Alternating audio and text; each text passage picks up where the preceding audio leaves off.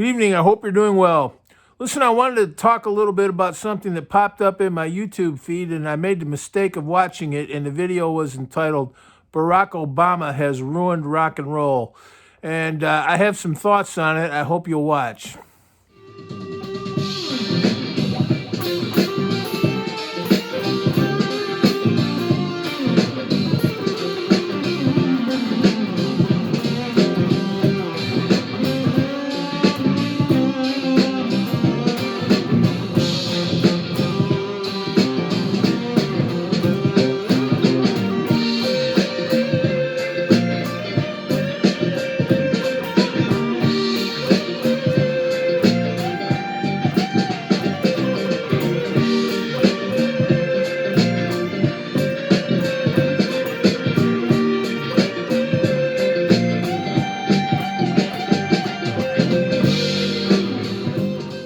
Well, this news feed that I have on YouTube popped up, and one of the videos that I watched was Barack Obama Has Ruined Rock and Roll. Now, I didn't watch it, and I don't want to watch it, but it was some conservative commentators talking about how Barack Obama has ruined rock and roll. I think they were being kind of silly. I don't know. It was Michael Knowles and Ben Shapiro, I know, were two of the people there, and who was the other guy? I don't know their names, but I didn't even really watch it. But what I did watch was some of the other comments on that video. You know, everybody comments on everybody else's video. And I watched one on a channel called Sam Cedar. And he has some different people on his channel sometimes. One of them was Emma Vigeland. And she made this comment, which is what I really wanted to talk about. I mean, rock and roll was not about white male angst when it came to be. Rock and roll was about a bunch of white people ripping off a bunch of black artists, stealing their style and their songs, and reappropriating it for a white audience. Ben Shapiro points out. This Emma Vigeland said that all this wonderful music that I and millions love so much that we grew up with was basically a bunch of white people ripping off black artists. And actually, that's a shocking thing to hear, but you actually hear it quite a bit, often in conjunction with Eric Clapton these days, but you could say the same thing about the Stones or anything. And that's such a really kind of an appalling comment. I'm not saying anything about her. She's probably a nice person, and I think she was just being kind of flippant. But if you think about it, I actually see that come up quite a bit, that all these British invasion artists and American bands, rock and roll, Elvis, they all ripped off black artists. And that is such a disturbing thing to say because it reflects such a profound ignorance of music. And these are smart people. It just shows you how politics has polluted all our brains. And I wanted to say a couple things about it, so I hope you'll bear with. This is about as political as I'm ever going to get on this channel.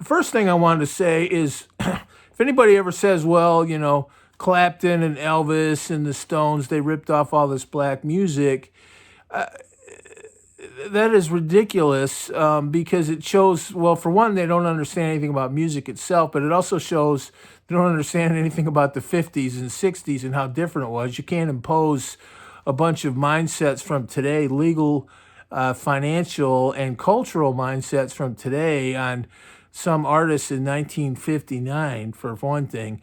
But on a related note, music is not a commodity. Music is not a commercial product.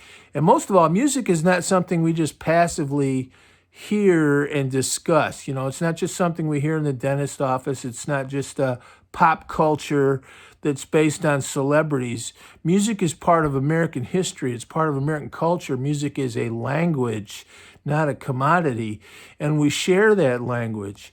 Now, I'm not saying people shouldn't get paid, but we share that language, and it is the best thing in the world for music when artists like music and do other people's music. My goodness, we wouldn't have music if that didn't happen. How the people that think like that, and I'm not saying this woman, this young woman, I'm not saying I don't know how seriously she thought about what she said, but people that say that in a serious way, if you listen to them, music will be destroyed. And by the way, like everything else in this country, it will all be destroyed. Music is something we share. And only someone who is not a musician would ever say something that flippant. Um, you, and you could get into quite a pissing contest about who gave what to who. Elvis did, That's All Right, Mama. He did all those songs in the 50s. A lot of them were black artists, and of course, Clapton came out doing blues songs, and the Stones, and so many people like that. The list goes on. Yeah, well, they also, were playing Leo Fender, made the Fender Telecaster and the Strat. The piano was invented in Italy. You really want to get into a pissing contest about who deserves all the credit for everything in music, which has been evolving and being shared for thousands of years? I mean, really, that is just such an out of it mindset, and it's a very dangerous mindset, and we need to nip it in the bud. I'll tell you, the fact that people didn't think like that in 1960 for the most part is one reason the music was so great back then. So music is a language. Music is not just something you passively critique.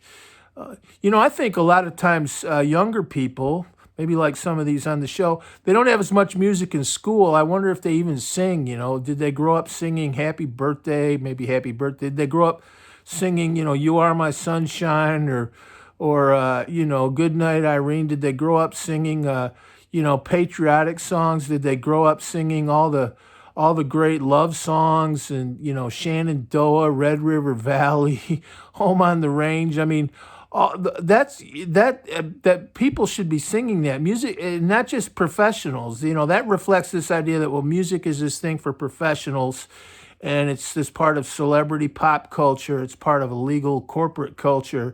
It's not part of American culture that in a more organic way.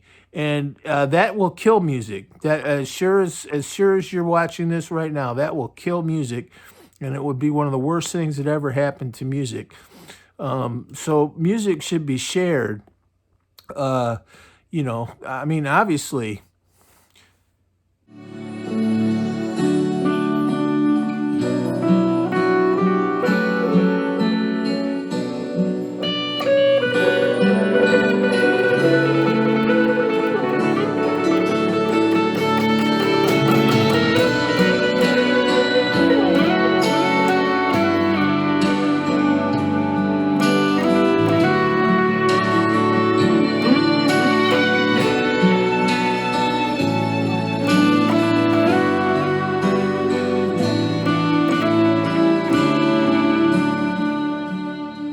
And that kind of goes to my next point, which is about fame and fortune. I put it down as fame and fortune. Now, that sounds kind of vainglorious, fame and fortune.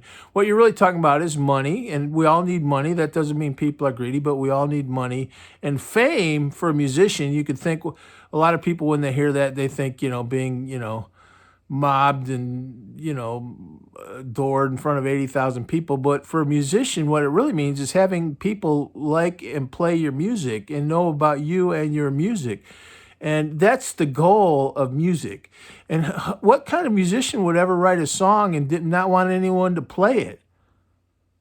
No good musician that cared about the music first and foremost would ever write a song and not want anyone to play it. Can you imagine if the guy that wrote You Are My Sunshine said, now you can listen to this when you're in the elevator, they can maybe license it for a movie, but kids can't sing it in school, people can't sing it at the family picnic.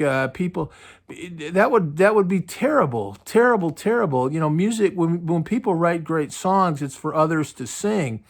And I think our culture has gotten so legalistic, and frankly, a lot of cultural Philistines that don't understand music anymore. I think that's really too bad. Um, they don't see how music is so connected, and a lot of them probably don't sing, even just sing. Like sing with family gatherings, sing in church or their civic groups or whatever. Music is to be shared. And I was thinking of that about more specifically.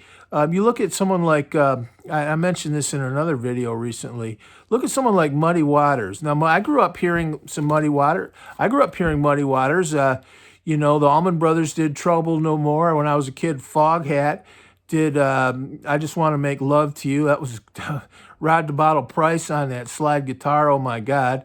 One of the best slide guitar players in the history of the planet. Elmore James, the Allman Brothers did "One Way Out."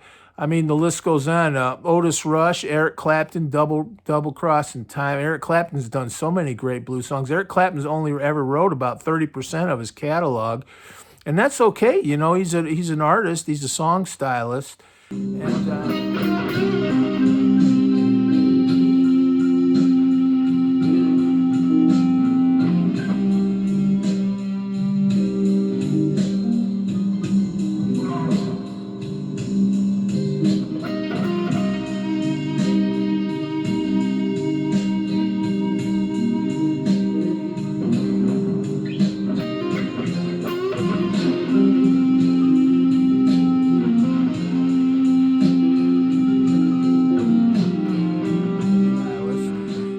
And as many are, and the Stones have done their fair share of covers. I mean, Jagger and Richards are a great songwriting team.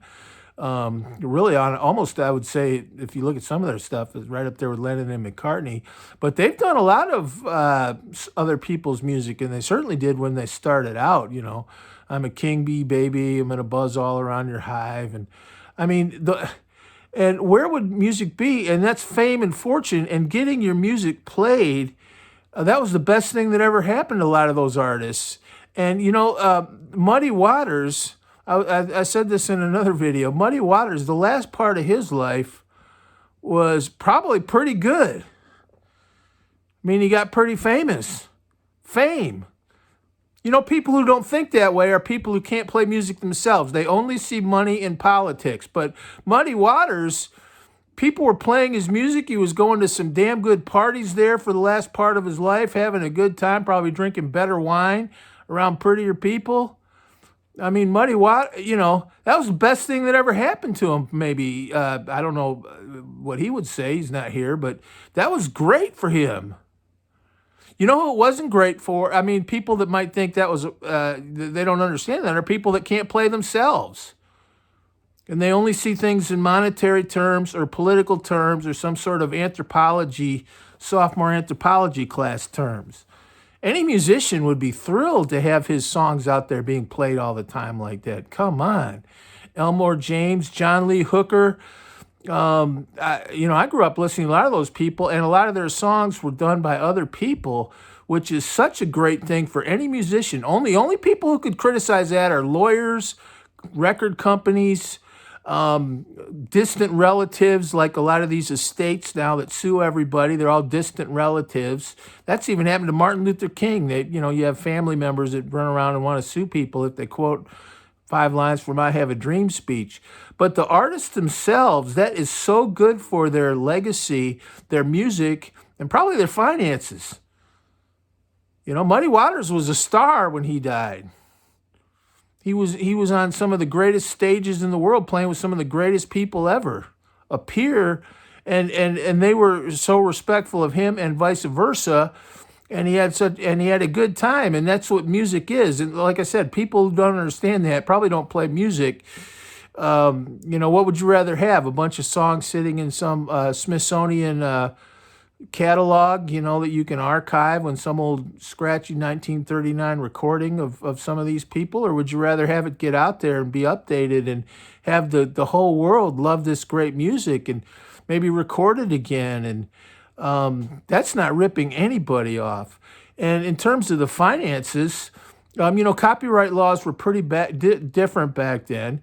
I know a little bit about it, and I'll tell you, anybody who knows a lot about it is probably pulling your leg because it's all murky. You really look at who wrote a lot of those blues songs, or what the copyrights were, because a lot of them weren't copywritten, or in a lot of cases it was almost like folk music, and people would put their names on it. But some of those great blues songs, Robert Johnson, those were original songs.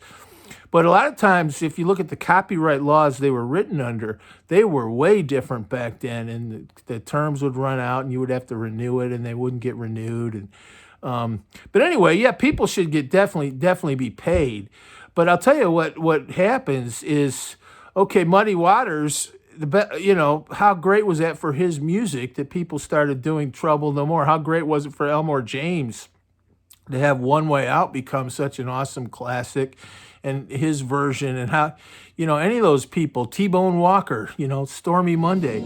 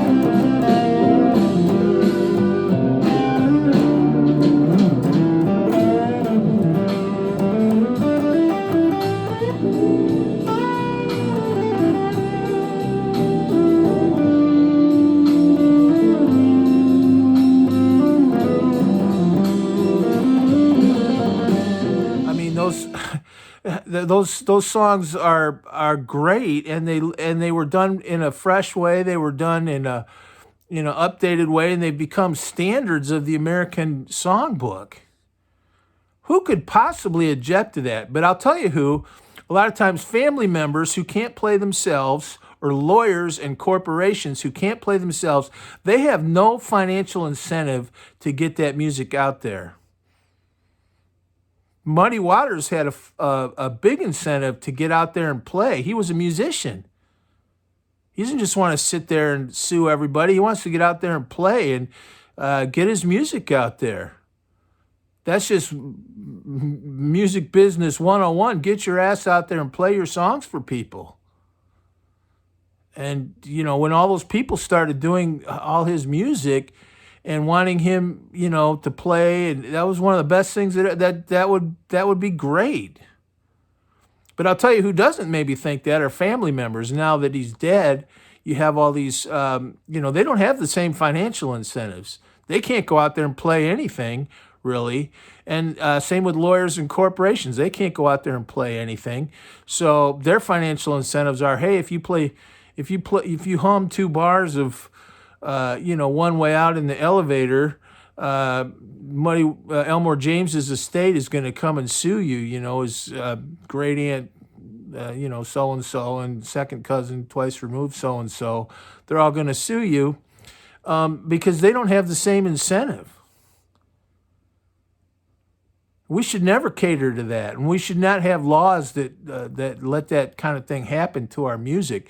It's one of the things that's killing music. For sure, it's hurting music, that corporations, and in a lot of cases estates of deceased people, are so controlling of that music that it can't grow in that organic way. That we wouldn't have had that music in the first place if these people were in charge of anything. What they're doing is they're taking a big existing market, which is, a lot, I guess, baby boomer culture, but a big, huge existing market of rock and roll, but everybody's getting older, and they're just going to milk every penny out of it until we all die, and then the music will die, and they'll be dead too, and they'll have killed music, but they won't care because they don't play music themselves, and they'll have made whatever money they can get out of it. Their incentive is not to get the music out there, but a musician, His incentive is to get his ass out there and play. No doubt about it. That's how they make their money. Playing. Not some family member that sits around and sues everybody who can't play themselves. The musicians' financial incentives are to get out there and play their songs.